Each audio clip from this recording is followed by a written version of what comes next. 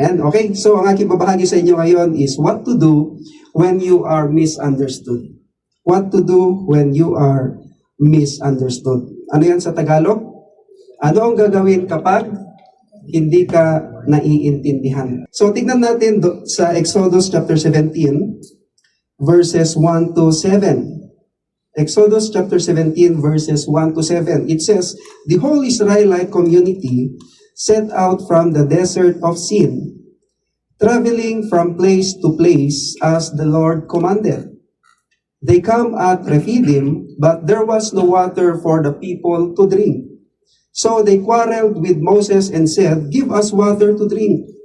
Moses replied, why do you quarrel with me? Why do you put the Lord to the test? But the people were thirsty for water there, and they grumbled against Moses. They said, why did you bring us up out of Egypt to make us and our children and livestock die of thirst? Then Moses cried out to the Lord, what am I to do with these people?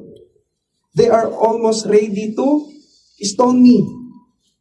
The Lord answered Moses, go out in front of the people, take with you some of the elders of Israel, and take in your hand the staff with which you struck the Nile, and go. I will stand there before you by the rock at Horeb. Strike the rock, and water will come out of it for the people to drink. So Moses did this in the sight of the elders of Israel.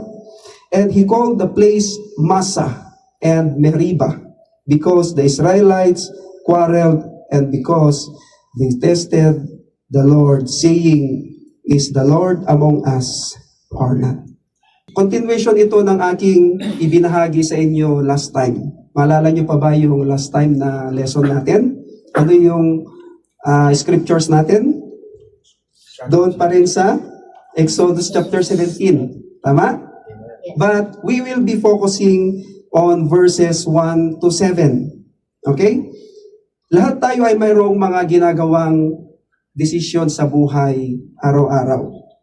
Tulad ng mga ginagawa nating responsibilities at initiative. Ano yung initiative? Pagkukusa na gumawa sa work, sa bahay, sa church, and even sa ating community. At kung minsan, ang mga desisyon na ginagawa natin o pagkukusa natin ay hindi nauukol o mali ang pagkaintindi ng iba. At gaano man natin sinusubukan na sabihin ang tamang paraan at tumulong, ay may mga tao pa rin na hindi maganda ang impact nito sa kanila. Now, what to do when others misjudge your motives? Ano ang gagawin mo kapag mali ang panghuhusga ng iba sa iyong motibo? At ano ang gagawin mo kapag hindi naiintindihan ng mga tao ang iyong kawalang malay? Your innocence. Kasi wala ka namang masamang motibo o wala ka namang masamang intensyon. Ang gusto mo lang makatulong, gusto mo lang magbigay ng godly advices, at gusto mo lang magmagandang loob. Pero para sa iba ay hindi maganda ang dating nito sa kanila. Kaya po ito ibinabahagi sa inyo ngayon, ang Exodus chapter 17, verses 1 to 7, dahil si Moses ay nasa pareho na sitwasyon. Tandaan, si Moses ay nagkusa na sumunod sa Diyos nang siya ay tawagin upang palayain ang mga Israelita sa kanilang pagkaalipin sa Egypt. Matapos silang ilid o pamunuan ni Moses mula sa pagtawid sa Red Sea tungo sa disyerto at maglakbay sa isang lugar tungo sa iba pang mga lugar, ayon sa command ng Diyos kay Moses. Kasi kay Moses nangungusap ang Diyos Hanggang sa manatili muna sila saan sila nanatili sa ating scripture? Doon sa Rephidim. Then, doon sa Rephidim, nagkaroon sila ng problema. Ano yung problema na yon? Okay, tignan natin Exodus chapter 17 verse 1. It says, they come at Rephidim, but there was no water for the people to drink. Ano yung problema dyan? Walang tubig na maiinom ang mga tao. At uhaw na uhaw sila, pati ang mga bata at ang kanilang mga hayop. At ano ang sumunod na nangyari?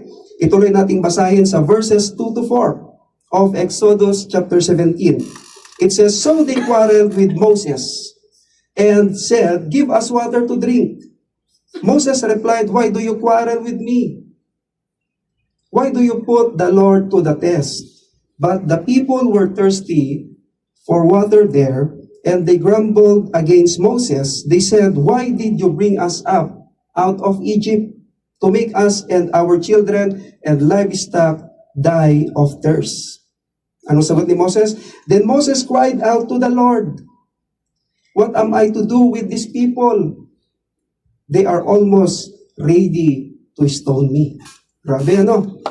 Parang nagkaroon ng matinding kasalanan si Moses sa mga taong ito.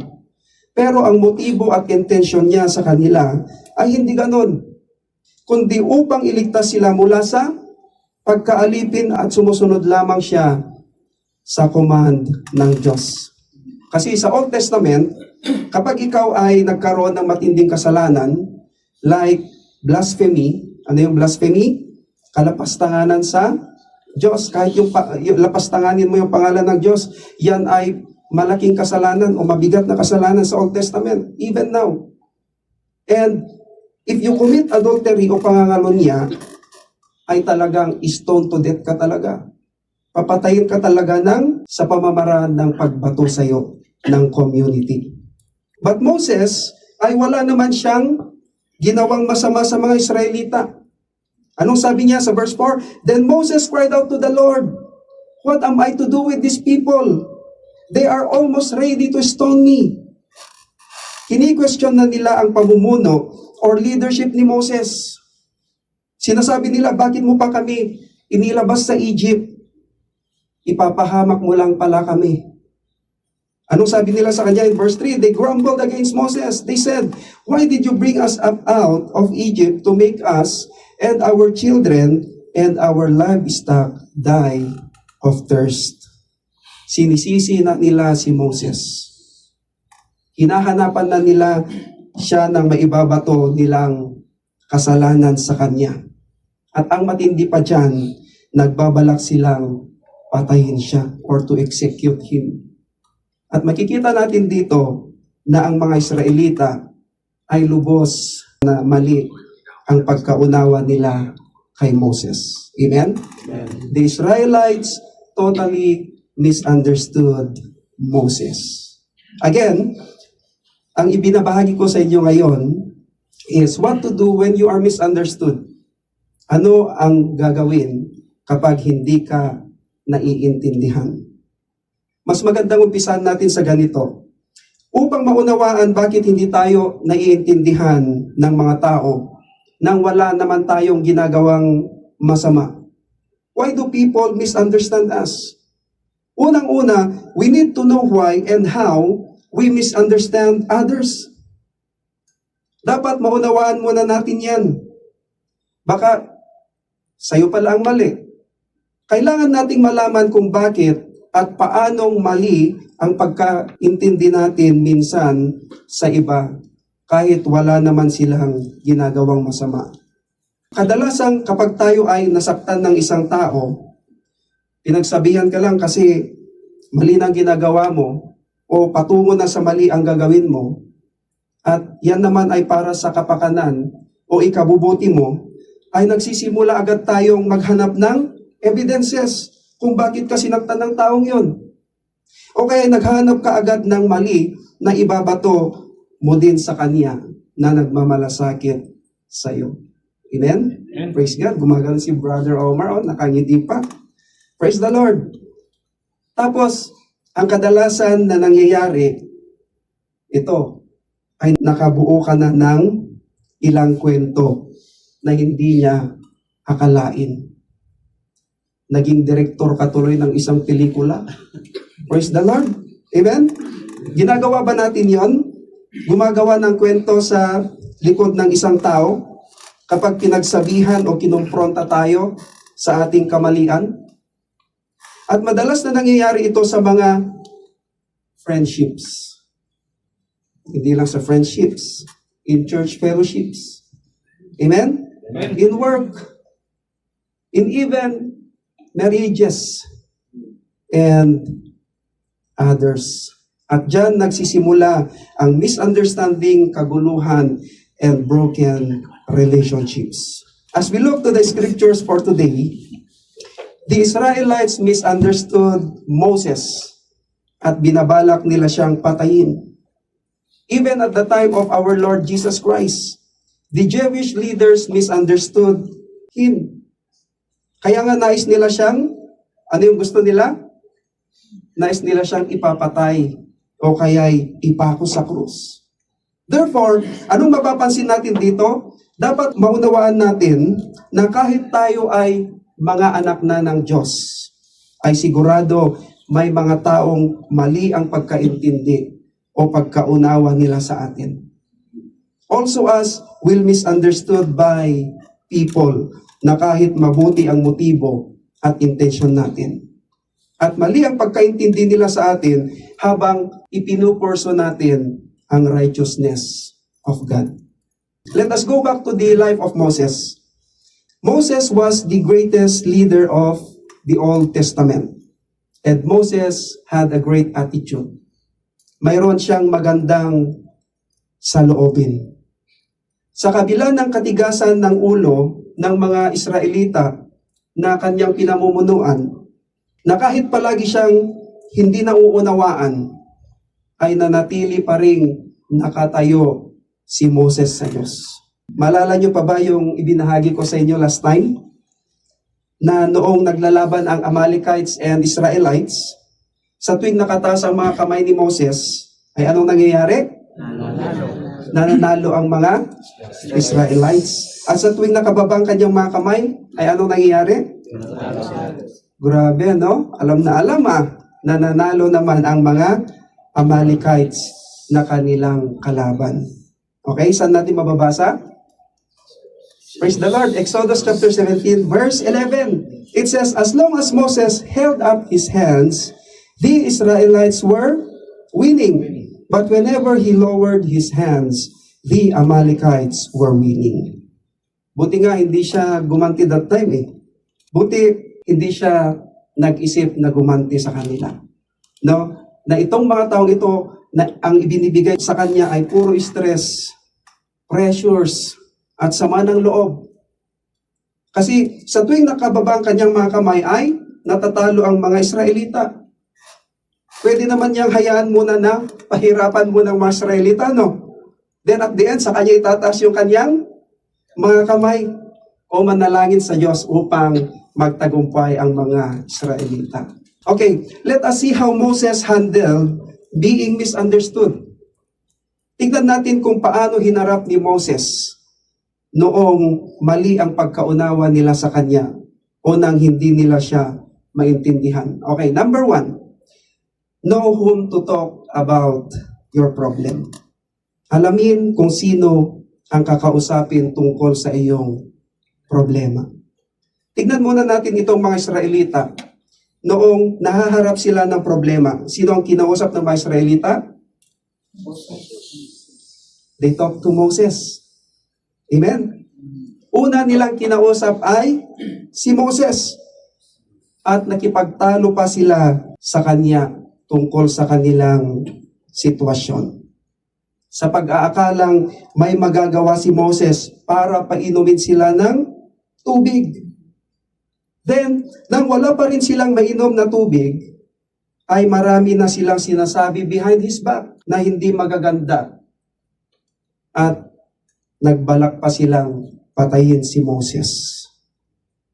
Nakita ba natin mga kapatid, or nakita nyo ba doon sa ating mga scriptures na binasa, kung saan nakipag-usap ang mga Israelita sa Diyos tungkol sa kanilang mga reklamo or complaints? Wala. Di ba? Wala tayong mababasa. Ngunit itong si Moses ay naiiba. Kanino nakipag-usap si Moses sa kanyang mga hinaharap na mga problema? Amen. Sa Diyos. Hindi kay ganito, hindi kay ganyan. Sa Diyos muna siya nakipag-usap. Amen? Exodus chapter 17 verses 4 to 5. It says, Then Moses cried out to the Lord, What am I to do with these people? Alam niyo, nai-imagine niyo yung pakiramdam ni Moses, yung reaction niya that time. No? Pinipressure talaga nila siya. Wala naman siyang magagawa kung siya lang. Hindi siya makakapag-provide o makakapag-produce ng water kung siya lang. Ituloy kong basahin, They are almost ready to stone me. The Lord answered Moses, Go out in front of the people, take with you some of the elders of Israel, and take in your hand the staff which you struck the Nile, and go. Anong ginawa ni Moses? Moses cried out to the Lord. Amen? Moses talked to God tungkol sa kanyang mga hinaharap na mga problema. Moses prayed to God about his problem. Kung hindi ka naiintindihan, maglaan ka ng oras sa panalangin sa Diyos. Amen? Amen. Karaniwan nating ginagawa ay sinasabi natin sa iba ang ating mga problema at sitwasyon. Katulad ditong mga Israelita, inatake agad nila si Moses. At ine-expect natin na maiintindihan tayo dahil sa ating paliwanag. Pero ang nangyayari minsan ay kahit anong paliwanag at pilit mong ipaintindi ay nauuwi sa maling pagkaunawa. At ang iba ay hindi naman interesado sa mga sasabihin mo. At may mga taong hindi mapakali o hindi nakakatulog dahil sa kakaisip kung anong iniisip ng ibang tao tungkol sa kanila. Remember, the key is to spend time in prayer with God. Amen? Amen. Stop explaining to others. Stop explaining yourself to others about your situation. Nakikita lahat yan ng Diyos at lalabas din ang katotohanan o ang iyong motibo at the end. Sa Diyos ka mangusap sa iyong mga sitwasyon. Sa papaanong paraan? Through prayer. Amen? Amen. Tandaan, kung dinala ka ng Diyos sa ganyang sitwasyon na pinagdadaanan mo ngayon, unang-una, hindi mo mababago ang mga tao. Tandaan mo yan. You can never change people. Pangalawa, you cannot even change the situation. But if you pray to God, God can change the people's heart and the situation for you. Kayang-kaya ng Diyos na gawin yan para sa iyo. Amen? Amen. Do we believe on that? Amen. Praise God. Magandang tularan ng halimbawa ni Moses. Sa tuwing naharap siya sa mahihirap na sitwasyon, ay ang unang kinakausap niya ay ang Diyos. At makikita natin, pagkatapos manalangin si Moses, ay sinagot agad siya ng Diyos. Amen?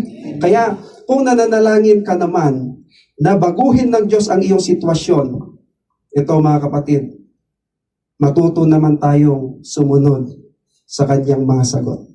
Amen? Praise God. Okay, number 2, on how Moses handled being misunderstood. Number 2, be the same with the people who misunderstood you. Maging pareho ka pa rin sa mga taong mali ang pagkakaintindi sa iyo. Hindi natin pwedeng sabihin na lang na mawala na lang basta ang mga problema. Lalo na kapag mali ang pagkaintindi nila sa iyo. Pero pwede nating i-approach ang isang tao with the right mindset. Tignan nyo hindi nagalit si Moses sa mga tao. Kung maaari, ayaw niya silang mabigo. Hindi siya naghanap ng kakampi upang kontrahin o kalabanin din ang mga taong nagre-reklamo sa kanya. Hindi rin niya kinwestiyon ang kanilang pag-uugali o moralidad nang pag-usapan nila siya behind his back. Hindi niya sinabi, bakit sino ba kayo upang pag-usapan ako? Never siyang nag-respond sa mga paraan na karaniwan para sa mga taong hindi mabuti ang ipinapakita sa kanya. Nagpakita pa rin si Moses ng kabutihan sa mga tao. Normal pa rin ang pakikitungo niya sa kanila nang walang sama ng loob. At patuloy pa rin niya silang sinasabihan at ginagabayan. Praise God! Okay, mukhang seryoso ang bawat isa. Ayan, ngitian mo nga ulit yung katabi mo. Praise the Lord. Grabe, parang yung Yan dito lang lahat. oh, kita yung gilagid, no? Praise the Lord, no?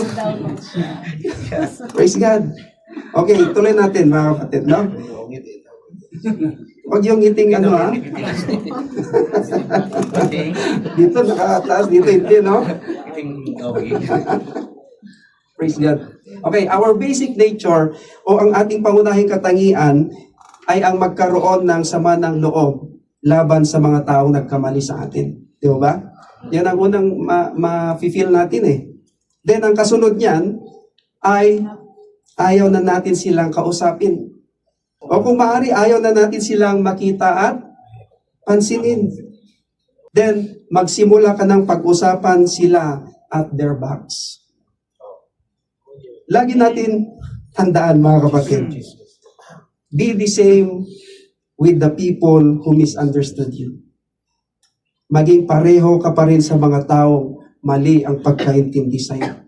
Grabe, ang ganda ng ngiti ni Kuya Ronald eh. Praise the Lord.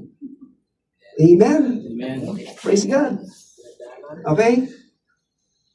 Be the same with the people who misunderstood you. Mag-isip muna tayo mga kapatid. Don't just attack by your emotions. Don't disrespect them. Sa tingin mo ba ay naisahan mo na yung isang tao na nanakit sa'yo kapag dinisrespect mo siya? That is a big no. Tama? Kundi nagbibigay daan yan sa devil upang magkasala ka at masira ang isang relasyon. Alam niyo ang pinaka-the best na gawin bilang Kristiyano? Forgive the ones who misunderstand you. Amen. Amen? And behave Sorry.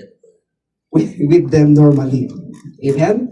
Just like Moses. Again, forgive the ones who misunderstand you. Baka you're still holding the grudges.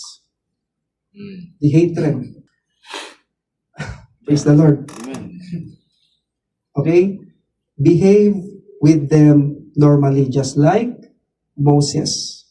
Ang ginagawa ni Moses sa tuwing nasasaktan siya is dinidistance muna niya ang kanyang sarili from the people. And he prayed to God. Then after that, balik ulit siya. Nang wala ng sama ng loob. Hindi siya nagkikimkim ng sama ng loob. Okay? Hindi siya nagkikimkim ng hatred sa kanyang puso. Ganyan din ang ating Panginoong Hesukristo. Mapapansin nyo, tuwing hinahanap siya ng mga tao, pumupunta siya sa isang lugar na walang katao-tao. Anong ginagawa niya? To pray. Yes, dumarating yung time na may stress ka. Tao lang tayo. Dumarating yung time na yung mood natin is iba. But the best thing mga kapatid, makipag one-on-one ka sa Diyos. Dahil kung hindi, bigla ka na lang gagawa ng isang hakbang na hindi mabuti. Praise God. Isa pang halimbawa ni Moses sa mga Israelita. Tignan nyo ha. Makalipas ang ilang araw nang si Moses ay nakikipag-usap at kasama ng Diyos, ang mga Israelita ay gumawa ng Diyos-Diyosan, gintong baka. Amen?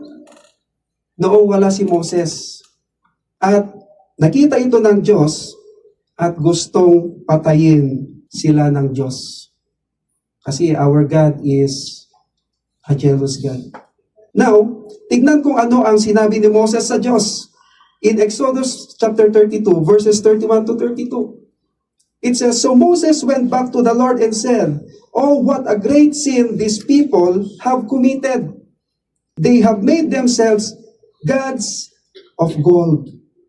But now," sabi ni Moses, "please forgive their sin. But if not, then blot me out of the book you have written." Moses offers his life kapalit ang buhay ng mga taong ito. Ano ulit ang sinabi niya sa Diyos? Please forgive their sin. But if not, then blot me out of the book you have written. Kayang ibigay ni Moses ang buhay niya para sa mga Israelita sa kabila ng hindi nila pagkaintindi sa Kanya. Amen? Ang karaniwang tugon natin sa mga taong hindi nakakaintindi sa atin ay ano? Ha? Wala ka dyan. Okay, galit and puot. Di ba? Pero ang magiging attitude natin ay dapat na maging katulad ni Moses. Amen? Amen. Okay, ano yung number 2? Be the same with the people who misunderstood you. Amen. Amen. Amen? Okay, number 3, on how Moses handled being misunderstood. Number 3, continue with your call. Magpatuloy sa tawag ng Diyos sa iyong buhay. Marami sa atin ang humihinto sa kanilang ministry kapag mali ang pagkaintindi sa kanila. Dahil dyan, nadi-discourage at nawawalan sila ng joy sa paglilingkod sa Diyos at pakikipag-fellowship sa ibang kapatiran. Ngayon, kung mapipigilan ka ng dyablo na gawin ang nais ng Diyos na gawin mo, kung gayon, you're allowing the devil na managumpay sa buhay mo. Ngunit, sa kabila ng hindi pagkakaunawaan at problema, kung patuloy kang maglilingkod sa Diyos at mamahalin ang mga taong hindi nakakaintindi sa iyo, ay tutulungan ka ng Diyos. Amen? Amen. Para harapin ang iyong sitwasyon. Saka hindi lang yan, pagpapalain ka lalo ng Diyos at gagamitin ka lalo ng higit pa kaysa dati. At ikaw din ang makaka-observe yan, kabilang ang ibang tao. Kaya, huwag kailanman iwasan o tumakas sa iyong mga sitwasyon, kundi harapin mo ito. Amen? Kaya patuloy lang sa iyong calling na ipinagkaloob ng Diyos sa iyo. Ano ba ang calling mo? Ano ba ang calling mo, kapatid? To be a leader? To be a pastor? To be evangelist? Bible study teacher? Praise God? Prayer leader? Music ministry?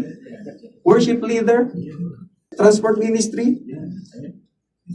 Kitchen ministry? Okay, giver? Or sitting ministry na lang, no? Okay, meron pa mas matindi dyan. Tisod ministry. Wala kang ibang ginawa kundi man tisod. Praise the Lord, wag yun. Amen? Kaya, patuloy lang kahit anong mangyari. Amen? Amen. Praise God. Yan ang nais ng Diyos sa kanyang mga anak. Nais ng Diyos na magpatuloy ka kung saan ka tinawag ng Diyos. Amen? Saan ka ba niya tinawag? Tignan kung ano ang ginawa ni Moses. Patuloy natin basahin sa ating main text. In Exodus chapter 17, verses 5 to 7. Di bali, last na lang to. It says, "The Lord answered Moses, Go out in front of the people, take with you some of the elders of Israel, and take in your hand the staff with which you struck the Nile, and go. I will stand there before you by the rock at Horeb, strike the rock, and water will come out of it for the people to drink." So Moses did this in the sight of the elders of Israel, and he called the place Massa and Meribah because the Israelites quarreled and because they tested the Lord, saying, "Is the Lord among us or not?" Sinabi ng Diyos kay Moses na pumunta siya sa harap ng mga tao at magdala siya ng ilang mga elders ng Israel. Dahil nais ng Diyos na makita nila kung ano ang ipinatawag niya kay Moses. Remember, when people are criticizing and accusing you, if you can stick to your calling, o kung mananatili ka sa iyong pagkatawag or ministry, God will honor you in front of the very same people. Pararangalan ka ng Diyos sa harap ng parehong mga tao. Amen. Ano pang sinabi ng Diyos kay Moses? God said that He will stand before Moses by the rock. Doon din sa ating panghuling mga scriptures. Ano pang sinabi ng Diyos kay Moses? God said that He will stand before Moses by the rock. If no one stands by you, when you are misunderstood, God is telling He is going to stand by you. Amen. God will lift you up and fight for you. Amen. Doon sa lugar o doon sa mga taong mali ang pagkaintindi sa iyo. Amen? Are you misunderstood by someone? Laging tandaan na ang ating mga pinag-aralan ngayon, anong mga yon? Know whom to talk about your problem. First of all, talk to God. Be the same with the people who misunderstand you. Don't disrespect them. Don't get angry with the people who misunderstood you. Instead, approach them with the right mindset. Another is forgive those people who've hurt and offended you and behave with them normally. O pakitunguhan mo pa rin sila ng normal. Anong ibig sabihin? Nang walang sama ng loob. Okay? Huwag makipagplastikan. Continue with your call. Ano man ang mangyari ay magpatuloy lang sa tawag ng Diyos sa iyong buhay. Nasaktan ka man ng paulit-ulit, ay patuloy pa rin tayong lumakad sa ating Christian journey. Amen? Hanggang sa matapos natin ang race. Hindi ka makakarating sa finish line kung ngayon pa lang ay titigil ka na sa paglilingkod o pagtawag ng Diyos sa iyo. At huwag tatakasan o tatakbuhan ang iyong mga sitwasyon, kundi harapin mo ito sa tulong ng Diyos. Bilang mga Kristiyano, mga kapatid, ay minsan hindi tayo naiintindihan ng iba at pinag-uusapan tayo behind our back. Unawain na ang Panginoong Hesus ay kasama mo at maaari mong i-share ang iyong mga problema sa Kanya at magpatuloy sa iyong spiritual journey. Amen? Tignan natin ang bato or the rock na binabanggit dito sa ating scriptures na hinampas ni Moses. At ano nangyari? Lumabas ang tubig at nakainom ang mga tao. Sabi ni Apostle Paul in 1 Corinthians chapter 10, verses 1 to 4, it says, "For I do not want you to be ignorant of the fact, brothers and sisters, that our ancestors," referring to the Israelites in the wilderness, "were all under the cloud, and that they all passed through the sea. They were all baptized into Moses in the cloud and in the sea. They all ate the same spiritual food and drank the same spiritual drink, for they drank the spiritual rock that accompanied them. And that rock, sino? Was Christ." Always remember, Jesus Christ is the rock of our salvation. Amen? Amen. And He is with us in our wilderness journey. When people accuse and misunderstand us, let us learn to go, kanino? To the rock. Sino yon?